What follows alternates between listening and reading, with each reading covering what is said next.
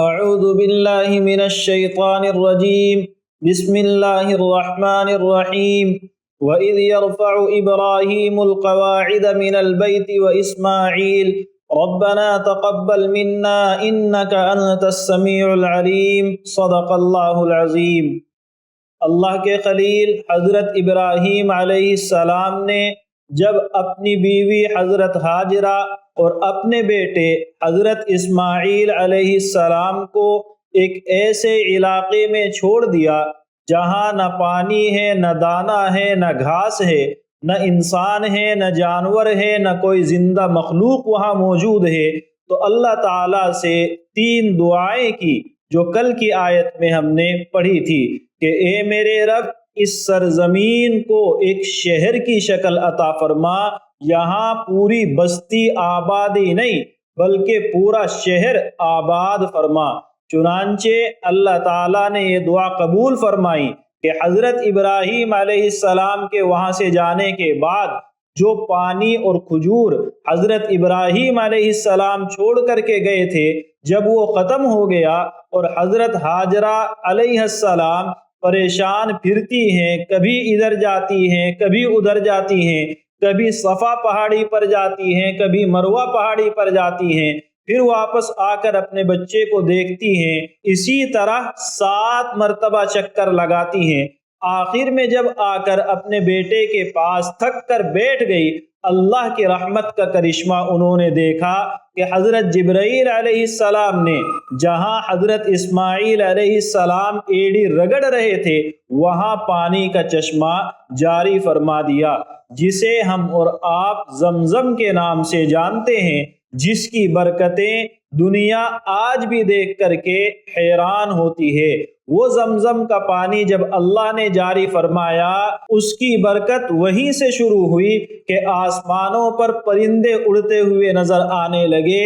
پرندے اس جگہ آتے ہیں جہاں ان کے کھانے پینے کا نظم ہو، اس لیے لوگوں نے جو دور علاقوں میں آباد تھے وہاں پرندوں کو اڑتے ہوئے دیکھا تو سمجھ گئے کہ وہاں پانی ہے، اور پانی کی تلاش اور پانی کی اہمیت عربوں میں اس وقت بہت زیادہ تھی، اس لیے جہاں پانی دیکھتے وہاں آ کر آباد ہونے کی کوشش کرتے۔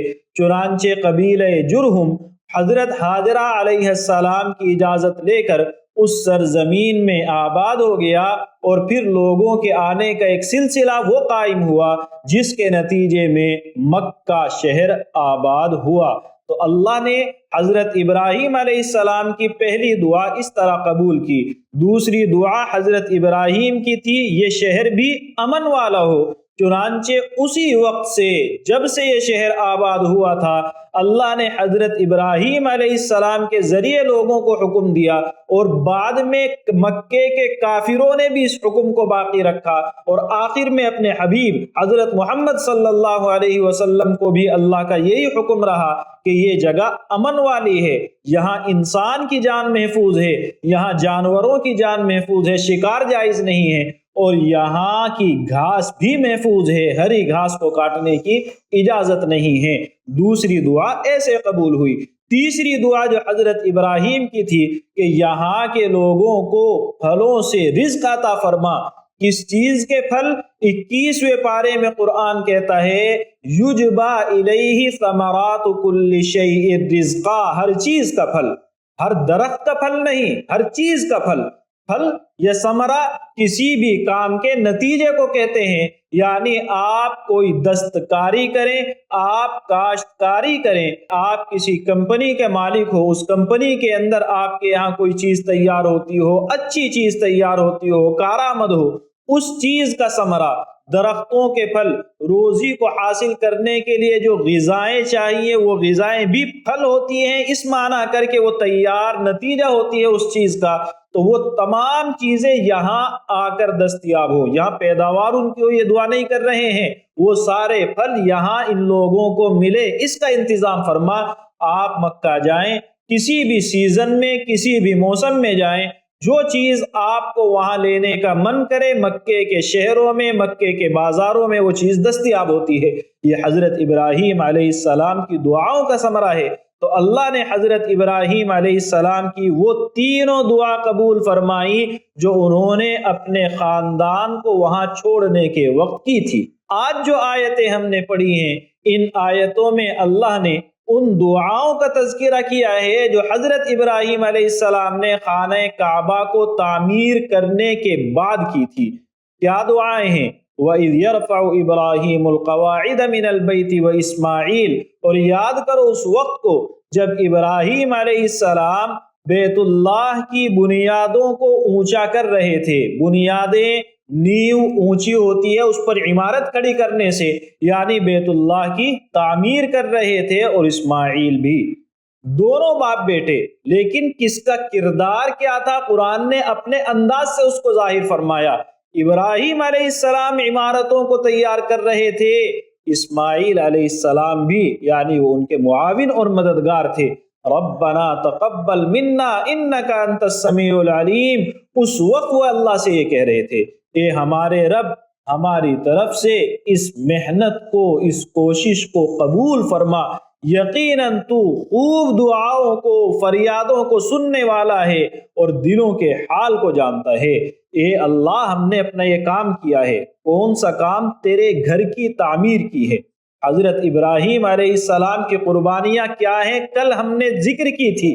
ان ساری قربانیوں کو آپ دیکھیں، پھر یہ دیکھیں کہ اللہ کے گھر کی تعمیر کرنے والے حضرت ابراہیم علیہ السلام ہیں، تو دل میں خیال آ سکتا تھا اتنا بڑا کارنامہ انجام دے رہا ہوں، اللہ قبول کرے گا ہی، لیکن نہیں، اے اللہ یہ ہماری کوشش ہے، تو قبول کر لے، تیرا احسان ہے۔ یہاں آپ تین چیزوں پر دھیان دیں، اتنی ساری قربانیاں اور اتنے عظیم گھر کی تعمیر، ذہن میں آ جائے کہ قبول ہونا چاہیے۔ ابراہیم علیہ السلام نے اس چیز کو چھوڑ کر دعا کا راستہ اختیار کیا، قبول فرما۔ دوسری چیز پر آپ دھیان دیں، ربنا تقبل منا، اے اللہ تو اس کو قبول فرما۔ عربی کے اندر لفظ قبول اور لفظ تقبل یا تقبل کے اندر ایک فرق ہے، اور وہ یہ ہے کہ جب آپ کسی چیز کی قبولیت کے تمام مراحل پورے کر چکے ہوں، جب قبولیت کے علاوہ کوئی راستہ نہ ہو، تب کہا جاتا ہے قبول، اور جہاں اس کے اندر کمی کوتاہی ہو، وہ چیز قبولیت کے لائق نہ ہو، آپ سامنے والے کے رحم و کرم پر ہو، وہاں کہا جاتا ہے تقبل۔ تو ابراہیم علیہ السلام کہہ رہے ہیں، اے اللہ یہ ساری محنتیں میں نے کی ہیں، لیکن کمی نہ ہونے کا دعوے دار نہیں ہوں، اے اللہ ساری کمیوں کو نظر انداز فرما اور اس کو قبول فرما۔ دعا کرتے ہیں، دعا کے اندر اپنی کمزوری کا پہلے ہی احساس کرتے ہیں، اس لیے جب ہم دعا کریں تو یہ دونوں چیزیں دھیان میں رکھیں۔ پہلی چیز، اپنے عمل پر تکبر نہ ہو، اکڑ نہ ہو۔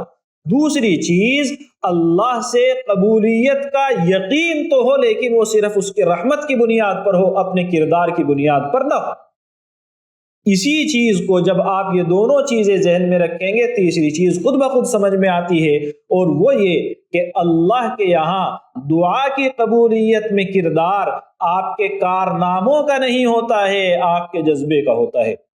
آپ کس نیت کے ساتھ، آپ کس جذبے کے ساتھ، کس درجے اللہ کے سامنے اپنی بے کسی بے بسی کو ظاہر کرتے ہوئے آپ دعا کرتے ہیں، یہ چیز معنی رکھتی ہے کہ آپ کی دعا قبول ہوگی کہ نہیں۔ چنانچہ ابراہیم علیہ السلام نے کہا، اے ہمارے رب، ساری کمزوریاں ایک طرف، اگر وہ کمی کمزوری ہے بھی نہیں، پھر بھی تو خدا ہے، تیرے اوپر زبردستی نہیں ہے، سارے کام اچھے ہونے کے بعد تو منہ پر مار دے، تجھے حق ہے، لیکن اے اللہ ایسا نہ کرنا، اے ہمارے رب ہماری طرف سے قبول فرما، یقیناً تیری یہ شان ہے، ہم تو کمزور ہیں، ہماری چیزیں اس لائق نہیں ہیں، لیکن تیری شان یہ ہے، انت السمیع العلیم، اے اللہ تو سننے والا ہے دعاؤں کو، اور تو حالات کو جانتا ہے، تو جانتا ہے ہمارے جذبات کیسے ہیں۔ ربنا وجعلنا مسلمین لک، اے اللہ یہ سارے کام کرنے کے بعد ہمارے اندر اکڑ آ جائے نہیں، اے ہمارے رب ہمیں تو اپنے فرم بردار بندوں میں بنا، جو تیرے ہر حکم پر لبیک کہنے والے ہوں۔ ابھی جو کچھ کیا ہے وہ کافی نہیں ہے، اے اللہ تو جو کچھ کہے ہم ہمیشہ تیرے حکم کے تابع فرمان ہوں۔ وَمِن ذُرِّيَّتِنَا، اور ہماری اولاد میں سے بھی ایک جماعت ایسی ہو جو تیرے حکم پر سرنڈر کرنے والی ہو، تیرے حکم پر لبیک کہنے والی ہو، ایک جماعت ایسی ہو۔ جس میں دو خوبیاں ہوں. مسلمتن، مسلمہ نام کے اعتبار سے بھی مسلمان ہو اور عمل اور اعتقاد کے اعتبار سے بھی مسلمان ہو. یعنی نام ان کا مسلمان ہوگا، چنانچہ 17ویں پارے کے آخری صفحے پر ہے ہوا سماکم المسلمین. اسی دعا کا حوالہ قرآن دے رہا ہے کہ ابراہیم علیہ السلام نے تمہارا نام مسلمان رکھا. اور مسلمان عمل کے اعتبار سے، عقیدے کے اعتبار سے بھی ہو کہ اللہ کے حکم پر لبیک کہنے والے ہوں. وَأَرِنَا مَنَاسِكَنَا، اے ہمارے رب ہماری عبادتوں کو ہمیں سجھا دے، ہماری عبادتوں کے طریقے ایسے ڈھنگ سے ہمیں سکھا جیسے ہم اپنی آنکھوں سے دیکھ رہے ہو، کوئی شک و شبہ باقی نہ رہے. چنانچہ اللہ نے ساری عبادتیں سکھائی جو ان پر مقرر کی تھی، اور اس کے ساتھ ساتھ خاص طور سے یہ لفظ مناسک کا حج کی عبادتوں کے لیے بولا جاتا ہے. اس لیے حضرت ابراہیم علیہ السلام ہی کے زمانے میں حرم کی حدود طے کر دی گئی تھی. ایک میقات ہے جس کے اندر آپ بغیر احرام کے داخل نہیں ہو سکتے. دوسرے حدود حرم ہیں، ان حدود کو اللہ نے وہی طے کر دیا تھا، وہی بتا دیا تھا. پھر کون سی جگہ مینا ہے، کون سی جگہ مزدلفہ ہے، کون سی جگہ عرفات ہے، مسجد حرام کیا ہے، یہ ساری چیزیں متعین کر کے اللہ تعالیٰ نے حضرت ابراہیم علیہ السلام کو بالکل واضح کر دی. وَتُبْ عَلَيْنَا، اے اللہ ہمارے اوپر اپنی نظر کرم ہمیشہ رکھنا، ہمارے اوپر توجہ فرما. اللہ کی توجہ، اللہ کی رحمت کی نظر بندے کی طرف سے ہٹی، معاملات خراب ہے. تو آخر میں پھر دعا کرتے ہیں انک انت التواب الرحیم، یقیناً تو خوب توبہ قبول کرنے والا، رحم کرنے والا ہے. ربنا وابعث فیہم رسولا منہم یتلو علیہم آیاتک، اے ہمارے رب اور ان کے اندر ایک رسول پیدا فرما، ایک رسول بھیج دے، مبعوث فرما جو انہی میں سے ہو، ان کے سامنے تیری آیتیں پڑھ کر سنائے اور ان کو کتاب اور حکمت کی تعلیم دے، اور ان کے ذہن و دماغ کو ہر قسم کی ظاہری باطنی گندگی سے صاف کر دے. یقیناً تو زبردست ہے، حکمت والا ہے. اللہ نے وعدہ کر لیا ہے کہ ہم آپ کو مقتدا بنائیں گے، آپ کی اولاد ہی میں اب سے نبوت کا سلسلہ رہے گا. تو یہ تو یقین ہے، لیکن ابراہیم علیہ السلام دعا کرتے ہیں اے اللہ ان کے اندر رسول مبعوث فرما جو انہی میں سے ہو. اور یہ رسول کون ہوگا، اس کی تفسیر میں متعدد روایتیں موجود ہیں جن کا حاصل یہ فی آخرہم، ان میں وہ رسول آخر میں بھیجنا ہے، یعنی ان کا آخری رسول ہو، اور اس کی یہ 3 صفات خاص طور سے ہوں. یہ 3 صفات جس رسول میں ہوں گی وہ کون ہیں؟ قرآن کریم میں جب ہم غور کرتے ہیں 4 پارے میں لقد من اللہ علی المؤمنین کے عنوان سے جو آیت موجود ہے، اور 28ویں پارے میں سورۃ الجمعہ کے اندر جو آیت موجود ہے، وہ دونوں آیتیں یہ صفات ہمارے آخری پیغمبر حضرت محمد صلی اللہ علیہ وسلم کی قرآن بتاتا ہے. معنی یہ ہوئے کہ یہاں دعا آخری نبی حضرت محمد صلی اللہ علیہ وسلم کے لیے کی جا رہی ہیں. چنانچہ اللہ کے رسول کی وہ حدیث آپ نے سنی ہوگی کہ میں اس وقت میں بھی خاتم الرسل تھا جب حضرت آدم علیہ السلام پانی اور مٹی کے درمیان تھے. یعنی آپ کا خاتم الانبیاء ہونا، آخری پیغمبر ہونا اللہ نے تب سے طے کر رکھا ہے. اسی لیے ایک موقع پر اللہ کے رسول نے یہ بھی فرمایا کہ میں حضرت ابراہیم علیہ السلام کی دعا، حضرت عیسیٰ علیہ السلام کی بشارت اور اپنی والدہ کے خواب کی تعبیر ہوں، جو خواب کے اندر ان کو بتایا گیا تھا میں اس کی حقیقت ہوں. تو اللہ نے حضرت ابراہیم علیہ السلام کی یہ دعا قبول کی. اس دعا کے اندر حضرت ابراہیم علیہ السلام نے 3 خوبیاں اس آخری رسول کی خاص طور سے ذکر کی، اور ہم ان کو مزید کھول دیں تو 4 بنتی ہیں. پہلی خوبی جو ان کے سامنے تیری آیتیں پڑھ کر سنائے، تلاوت کرے، اور دوسری خوبی کتاب اور حکمت کی تعلیم دے. تلاوت کرنے کے معنی ہے الفاظ کو پڑھ کر کے سنائے، اور تعلیم کے معنی ہے اس کے معنی اور مطلب کو سمجھائے. قرآن کریم کے یہ دونوں مقصد ہیں الگ الگ. تلاوت بذاتی ہی مقصود ہے، اور معنی کا بیان کرنا، معنی کو سمجھنا، ان احکام کو سمجھنا جو قرآن کریم کے اندر ہے، ان پر عمل کرنا ایک بذات خود مقصد ہے. اسی لیے 2 الگ الگ لفظ ذکر کرتے ہیں. ہمارے ذہن میں ایک وسوسہ ڈالا جاتا ہے کہ کتاب اگر سمجھ میں نہیں آ رہی ہے تو طوطے کی طرح رٹنے سے کیا فائدہ. یہ حقیقت وہ ہے جو عام کتابوں کے ساتھ میں جوڑی جائے تو صحیح ہے، قرآن کے ساتھ میں جوڑی جائے تو غلط ہے. قرآن کریم کی تلاوت بالذات مقصود ہے۔ صحابہ کرام قرآن کو سمجھتے تھے اللہ کے رسول سے، اور سمجھنے کے باوجود قرآن کریم کی تلاوت بار بار کرتے تھے۔ صحابہ میں سے بعض کا معمول یہ تھا پورے دن کے اندر ایک قرآن مکمل کر لیتے تھے، بعض کا معمول جن کی تعداد اچھی خاصی ہے وہ صحابہ ہیں جن کے یہاں 3 دن میں قرآن کریم کو مکمل کرنے کا معمول رہا، اور کچھ وہ حضرات صحابہ جن کی اکثریت ہے کہ 7 دن کے اندر قرآن کریم کو مکمل کرتے تھے۔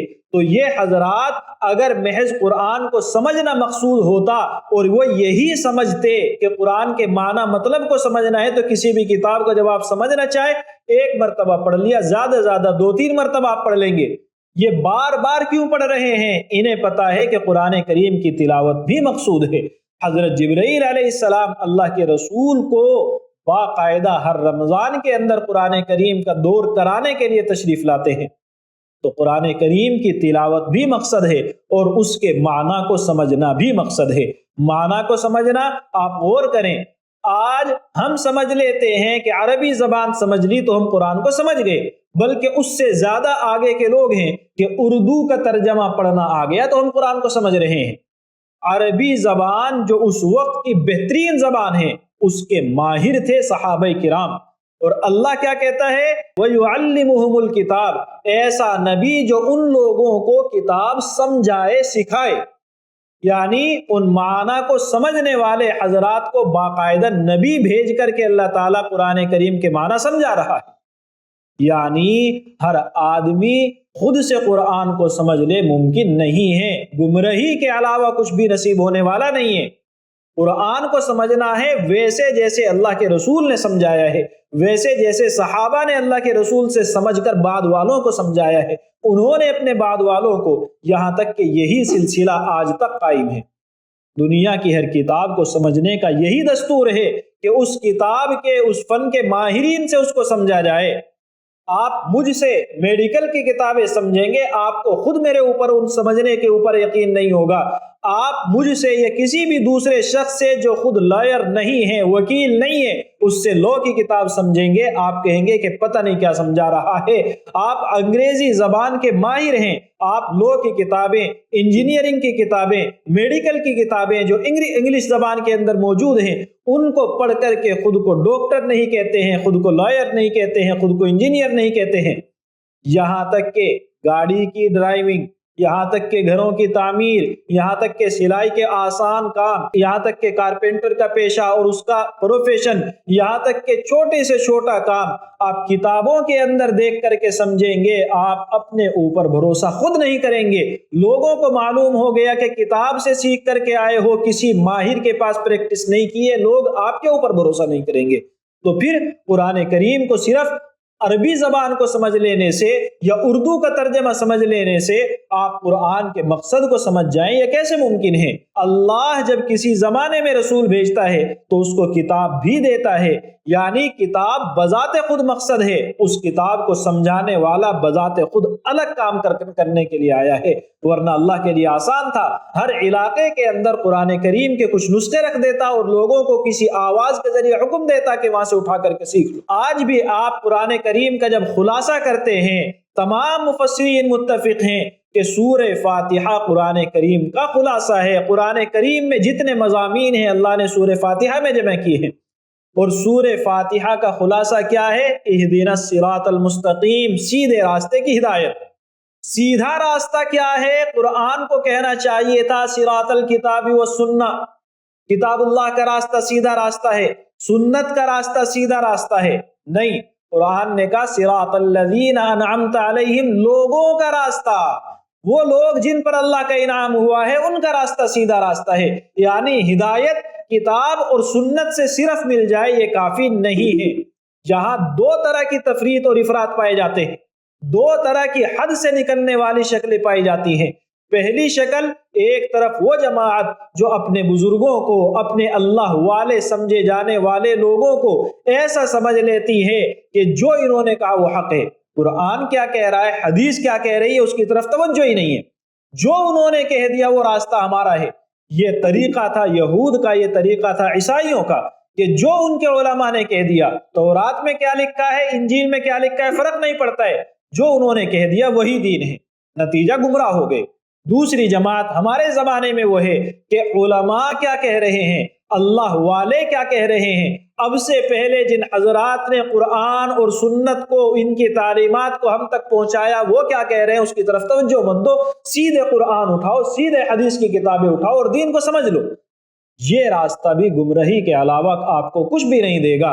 دونوں چیزیں جب جمع ہوں گی تو آپ کو ہدایت ملے گی۔ اللہ کے رسول صلی اللہ علیہ وسلم کو اللہ نے مبعوث فرمایا اور ساتھ میں کتاب دی، دونوں چیزیں ملی تو اللہ نے ہمارے لیے ہدایت کا سامان فرمایا، اور یہی حکم آج بھی موجود ہے۔ قرآن کیا کہتا ہے، یا ایھا الذین آمنوا اتقوا اللہ وکونوا مع الصادقین، تقوی چاہیے تو نیک لوگوں کی صحبت کی ضرورت پڑے گی۔ یعنی آپ کو ہدایت محض کتاب اور سنت سے مل جائے کافی نہیں ہے، ہدایت چاہیے تو باقاعدہ میرے رسول کے طریقے کو فالو کرنا ہے، اور اس رسول کے طریقے پر چلنے والے کے طریقے کو فالو کرنا ہے۔ جب آپ دونوں چیزوں کو جمع کرو گے تو آپ کو ہدایت ملے گی۔ غرض یہ ہے کہ اللہ تعالیٰ حضرت ابراہیم علیہ السلام کی دعا میں دو چیزوں کو ذکر کرتا ہے، تلاوت الگ مقصد ہے اور دوسرے قرآن کریم کی تعلیم الگ مقصد ہے۔ تیسرا لفظ والحکمہ، اور حکمت ان کو سکھائے۔ حکمت کیا ہے؟ قرآن کریم کے وہ معانی، وہ مضامین جو میں اور آپ آسانی سے نہ سمجھ پاتے اگر اللہ کے رسول ہمیں نہ بتاتے، ان کو کہا جائے گا حکمت۔ تو رسول کی وہ باتیں جو قرآن کے علاوہ احادیث میں آئی ہیں، جنہیں ہم سنت رسول کہتے ہیں، ان کی تعلیم دے۔ وَيُزَكِّيهِمْ، اور ان کے ذہن و دماغ کو صاف کرے۔ کس چیز سے؟ ظاہری گندگیوں سے، باطنی گندگیوں سے، ان کے اندر سے کفر اور شرک کو ختم کرے، عقیدوں کی اصلاح کرے، اخلاق کی اصلاح کرے، ان کے اندر سے تکبر کو، حسد کو، بغض کو، مال کی محبت کو، دنیا کی محبت کو ختم کر دے، یا ایسی کر دے کہ اللہ کی محبت اس کے اوپر غالب آ جائے۔ یہ رسول کی ذمہ داری ہے۔ یعنی قرآن کو سیکھ کر کے ہدایت مل جائے گی، اخلاق سنور جائیں گے، عقائد سنور جائیں گے، مشکل ہے۔ قرآن کے معنی کو سمجھ کر کے آپ وہاں تک پہنچ جائیں گے، مشکل ہے۔ باقاعدہ کسی مربی کی ضرورت پڑتی ہے، کسی ٹرینر کی ضرورت پڑتی ہے، کسی باقاعدہ تہذیب سکھانے والے کی ضرورت پڑتی ہے۔ آج ہمارے یہاں گمراہی کے جو اسباب ہیں، صحیح راستے سے بھٹکنے کی جو وجوہات ہیں، ان میں سے ایک بڑی وجہ یہ ہے کہ ہم صرف اچھی چیزوں کو، اچھی باتوں کو سمجھ لینا کافی سمجھتے ہیں، کسی باقاعدہ سکھانے والے اور باقاعدہ اصلاح کرنے والے کے پاس ہم نہیں جاتے۔ اسی لیے روزانہ جب آپ موبائل کھولیں گے، اسٹیٹس پر بہت ساری، واٹس ایپ اسٹیٹس پر بہت ساری اچھی باتیں ملیں گی۔ ان اچھی باتیں شیئر کرنے والوں کی زندگی کو دیکھو گے، ان میں وہ اچھی باتیں زندگی میں نہیں ملیں گی۔ آپ کوئی بھی سوشل سائٹ اٹھا کر کے دیکھیں، وہاں آپ کو بہت ساری اچھی اچھی چیزیں لکھی ہوئی ملیں گی، لیکن عملی زندگی سے وہ چیز کوسوں دور ہے۔ کہاں سے فرق آ رہا ہے؟ یہ چیزیں ہم نے دیکھ دیکھ کر کے سیکھی ہیں، باقاعدہ کسی کے پاس تربیت حاصل نہیں کی ہے۔